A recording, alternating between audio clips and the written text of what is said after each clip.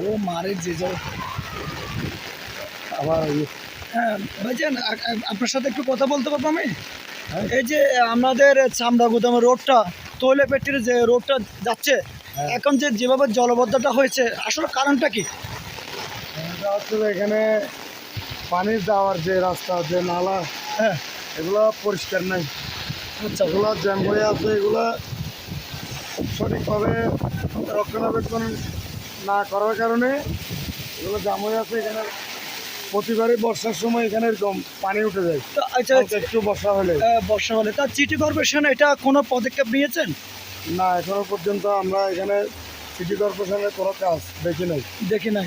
তাহলে আপনাদের এখন সমস্যা হচ্ছে না যে অবশ্যই যাওয়া আসা? যাতায়াতের সমস্যা, গাড়ি চলাচলের সমস্যা, আপনার বাড়ি? আমরা একটা ভোগান্তির জি মধ্যে জি জি জি তৈলবেটের সবসময় তো রোডের মধ্যে সমস্যাটা হয় না? আমার বাসায় রোডে এদিকে, হ্যাঁ, যার কারণে আমি সবসময় এদিকে আসা যাওয়া করি। আচ্ছা আচ্ছা। তাহার ভাইজান আপনার বাড়িটা? আমার বাড়িটা হচ্ছে যে কর্ণফুলিতে। কর্ণফুলি। তা আপনার বাসা কোন জায়গায়? আমার বাসা হচ্ছে এখানে হকমঞ্জিলে। আচ্ছা আচ্ছা, ধন্যবাদ।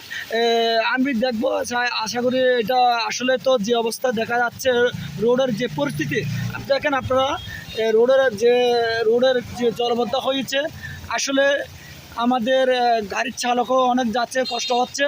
যে কোনো সময় গাড়ির মধ্যে কি দুর্ঘটনা হতে পারে, পানি ইঞ্জিনের মতো ঢুকে যেতে পারে। ধন্যবাদ।